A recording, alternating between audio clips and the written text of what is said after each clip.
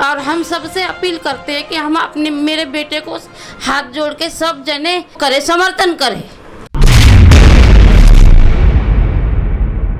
पुष्पेंद्र के साथ नाइंसाफी हुई है, इसका जवाब जनता देगी। भारद्वाज जी, आपकी वो हार होगी जो कभी आपने सपने में भी नहीं सोचा होगा।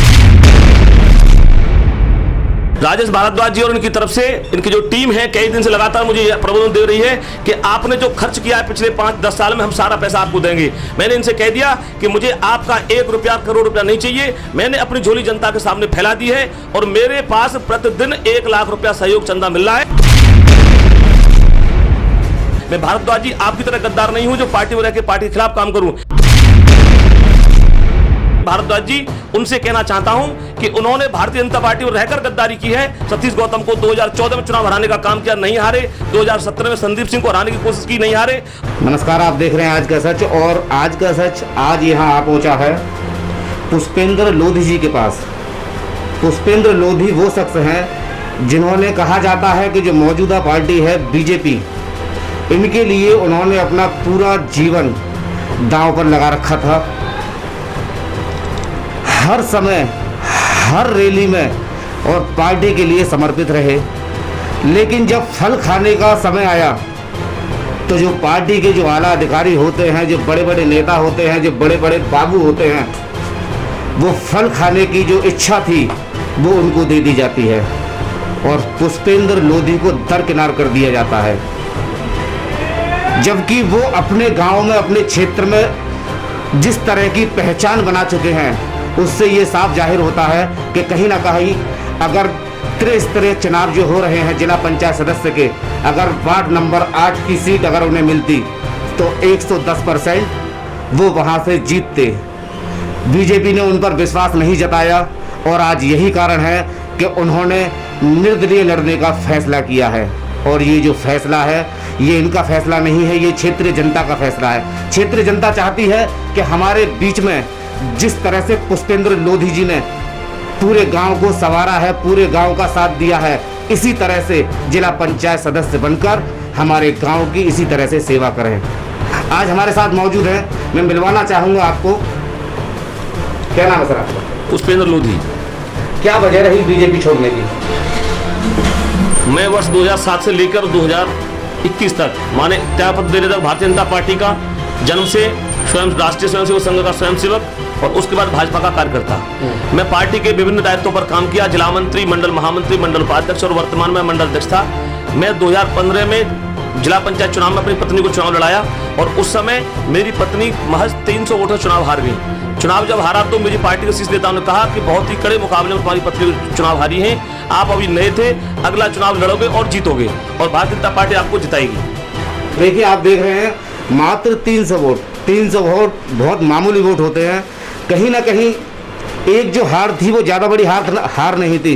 चंद वोटों से अगर पहली बार कोई व्यक्ति खड़ा होता है और चंद वोटों से अगर कोई हारता है तो उसको हार नहीं कहा जाता है, बल्कि ये कहा जाता है कि वो जीत की तरफ बढ़ रहे हैं और इनको फिर से एक और मौका देना चाहिए था। जब मुझसे कहा गया कि आपको 2020 के चुनाव में हम जिला पंचायत का पुनः टिकट देंगे, आप तैयारी करिए। मैंने अपनी जमीन बेचकर पिछला चुनाव लड़ा था और मेरे पास वास्तव में धन का संकट है, लेकिन जनता ने पिछला चुनाव मुझे धन संग्रह करके लड़ाया था और लगभग जीत के वहां पर पहुंचाया था। इस बार जनता मेरे लिए धन संग्रह कर रही थी। जनता को पूर्ण विश्वास था कि डॉक्टर साहब को चुनाव लड़ाएंगे और जिताएंगे। भारतीय जनता पार्टी हमारे लोकपिता से बौखलाई और उनके बड़े बड़े नेताओं को लगा कहीं हमारा नेता न बन जाए, इसलिए इसको हटाना है। और एक मेरे ही क्षेत्र में वार्ड नंबर 8 से पूंजीपति को टिकट दिया गया और एक छोटे से कार्यकर्ता को हटाकर टिकट काट दिया। क्षेत्र की जनता इस बात से बौखलाई और मुझसे ही कहा कि हम तुम्हें ही अपना नेता बनाएंगे, तुम्हें ही अब खड़ा करेंगे। हम क्षेत्र की जनता इस पूंजीपति को स्वीकार नहीं करेंगे, इसको धराशायी करके भेजेंगे, जिससे कि अगली बार में ऐसे पूंजीपति चुनाव लड़ने की इच्छा जाहिर न करें। उनकी जनता की भावनाओं को ध्यान में रखते हुए मैंने निर्दलीय चुनाव लड़ने का फैसला किया। लेकिन चूंकि लोकतांत्रिक पार्टी है तो मैं किसी दल में रहकर बगावत नहीं करना चाहता। मैं पिछला जो वर्तमान में प्रत्याशी बने हैं भारद्वाज जी, उनसे कहना चाहता हूं कि उन्होंने भारतीय जनता पार्टी में रहकर गद्दारी की है। सतीश गौतम को 2014 में चुनाव हराने का काम किया, नहीं हारे। 2017 में संदीप सिंह को हराने की कोशिश की, नहीं हारे। 2019 में उन्होंने खुलेआम विरोध किया, भारतीय जनता पार्टी रहकर विरोध किया। लेकिन मैं ऐसा गद्दार नहीं हूं, राष्ट्रभक्ति मेरे खून के रग-रग में समाई हुई है। मैं भारद्वाज जी आपकी तरह गद्दार नहीं हूं जो पार्टी में रहकर पार्टी के खिलाफ काम करूं। मैंने जनता से कहा कि मैं पार्टी से पहले त्याग पत्र दूंगा तब पर्चा भरूंगा। इसी के तहत मैंने पहले पर्चा फाइल किया, उससे पहले ही मीडिया के माध्यम से त्याग पत्र दिया और कल मैंने अपना त्याग पत्र भारी जनसमूह के साथ जिलाध्यक्ष महोदय को सौंपना चाहा। जिलाध्यक्ष भीड़ को देखकर नहीं आए तो मैंने उनके घर में जाकर अपना त्याग पत्र उनकी चौखट पर रख दिया। अब वो स्वीकार करेंगे।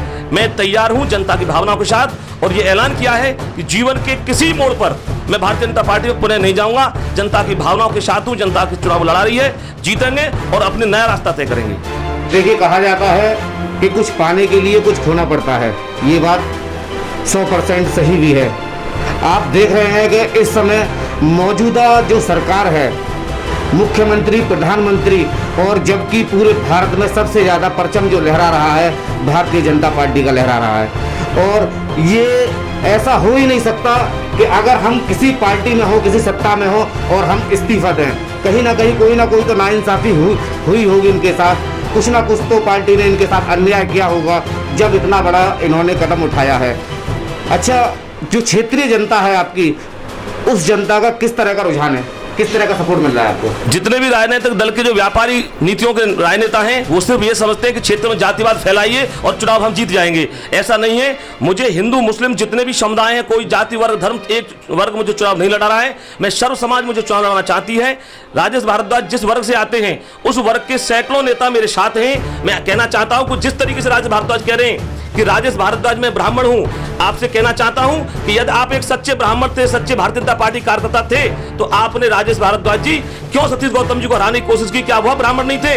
क्या वह भारतीय जनता पार्टी नहीं थी जब संदीप सिंह चुनाव लड़े थे? क्या 2019 में सतीश गौतम जी ब्राह्मण नहीं थे?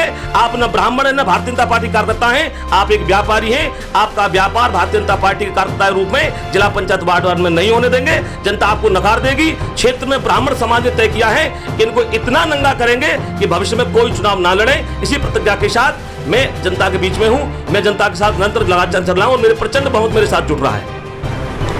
देखिए, जिन लोगों ने पार्टी से बगावत की, जिन लोगों ने, जो माननीय सांसद हैं हमारे सतीश गौतम, उनको हराने की पूरी ताकत लगाई लेकिन उनको हरा नहीं पाए, तो ये कैसे संभव हो सकता है कि पुष्पेंद्र लोधी जी को क्या ये इस बार हरा पाएंगे? कहीं ना कहीं ये जो इनकी जीत है एक निर्दलीय जिसको कोई पार्टी सपोर्ट नहीं कर रही है, केवल वार्ड नंबर 8 की जनता, जो क्षेत्रीय जनता, वो इनको सपोर्ट कर रही है। और कहीं ना कहीं जनता से बड़ा कोई जनार्दन नहीं होता और यही कारण होगा कि इनकी जो जीत होगी वो यहाँ से 110% पक्की होगी। अच्छा, मैंने आपसे एक सवाल पूछा था कि जो क्षेत्रीय जनता है वो किस तरह से आपको सहयोग कर रही है, किस तरह से साथ है आपके? क्षेत्रीय जनता राजेश भारद्वाज जी और इनकी तरफ से, इनकी जो टीम है कई दिन से लगातार मुझे प्रबोधन दे रही है कि आपने जो खर्च किया है पिछले 5-10 साल में हम सारा पैसा आपको देंगे। मैंने इनसे कह दिया कि मुझे आपका 1 रुपया करोड़ रुपया नहीं चाहिए। मैंने अपनी झोली जनता के सामने फैला दी है और मेरे पास प्रतिदिन 1 लाख रुपया सहयोग चंदा मिल रहा है। उस चंदे के बाद मुझे कहीं कोई आपत्ति नहीं है। मैं एक सच्चा समाज सेवी हूँ। आप कभी किसी के मौत में, बुढ़ापे में, किसी सेवा में आए नहीं, न कभी आए थे न कभी आएंगे। जनता इस बात को जानती है। वो हमें अपने बेटे की तरह, भाई की तरह, अपने बड़े भाई और छोटे भाई की तरह चुनाव लड़ा रही है। जनता तन मन धन से जुड़ चुकी है। अब चुनाव मैं नहीं लड़ रहा हूं, मेरी जनता लड़ रही है। मैं इस समय आपके पास बैठा हूं लेकिन जनता घर घर जाकर वोट मांग रही है। पता करके देख लीजिए, किसी गांव में अगर ऐसा कोई गांव नहीं होगा जिसमें मेरी नाम की चर्चा नहीं होगी। उनको लगता है कि पुष्पेंद्र के साथ नाइंसाफी हुई है। इसका जवाब जनता देगी। भारद्वाज जी, आपकी वो हार होगी जो कभी आपने सपने में भी नहीं सोचा होगा। अच्छा, क्या लगता है आपको कि उन्होंने केवल हार के डर से आपको बिठाने की कोशिश कर रहे हैं, आपको रुपयों का लालच दे रहे हैं? ये हार का डर है या कोई और कारण है? उनको लग रहा है कि जब तक पुष्पेंद्र नहीं बैठेगा तब तक उनको जीत सपने में भी नहीं है। हार तो उनकी तय है। अब यह तय करना है कि उनको कितने मतों से हराना है। जनता ने तय कर दिया कि उनको हारना तो है ही। और उनके रूप में भारतीय जनता पार्टी के बड़े बड़े नेता इस बात में कंट्रोल में लगे हैं कि मेरे साथ कल 1500 लोगों ने भारतीय जनता पार्टी रोड पर आकर छोड़ी है। अभी मेरे पास तमाम फोन आ रहे हैं कि डॉक्टर साहब, हम भी भारतीय जनता पार्टी को छोड़ना चाहते हैं। जब आपके साथ ऐसा हो सकता है तो हम किस खेत की मूली हैं? वो अपने सभी कार्यकर्ता जो सड़क पर नहीं आ पा रहे, कोविड का दौर चल रहा है, उन्होंने तय किया है कि अब वो लिखित में अपना त्याग पत्र जिलाध्यक्ष को लिखित में बाई पोस्ट भेजेंगे। और जिलाध्यक्ष जी तैयार हो जाइए, प्रतिदिन डाकिया आपके घर पर आएगा और आप उनके त्याग पत्र को स्वीकार करते करते थक जाएंगे। लेकिन पुष्पेंद्र लोधी कभी भाजपा में नहीं लौटेगा, कभी भाजपा में नहीं लौटेगा। देखिए, कहीं ना कहीं ये पार्टी की तरफ बहुत बड़ी बगावत होगी।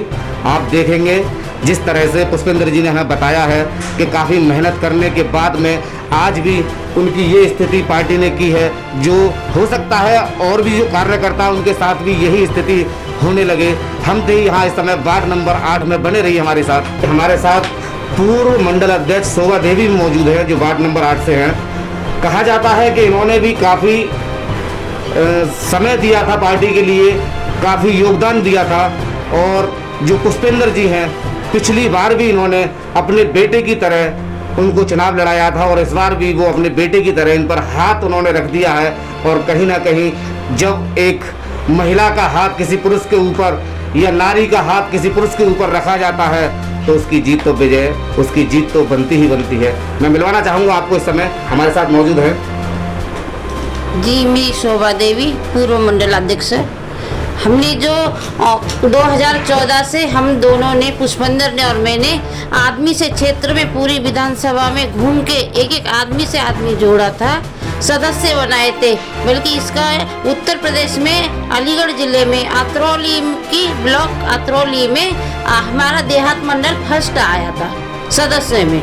इसीलिए हमने 8 चुनाव लड़वाया था, और वो हम थोड़े कुछ वोटों से हार गए। और हमें शुरू से आश्वासन दिया, अगला चुनाव आप ही लड़ोगे, आप ही जीतोगे। आखिर तक हमें, एंड तक हमें भरोसा दिलाया गया कि टिकट आपकी हो रही है, टिकट आपकी हो रही है।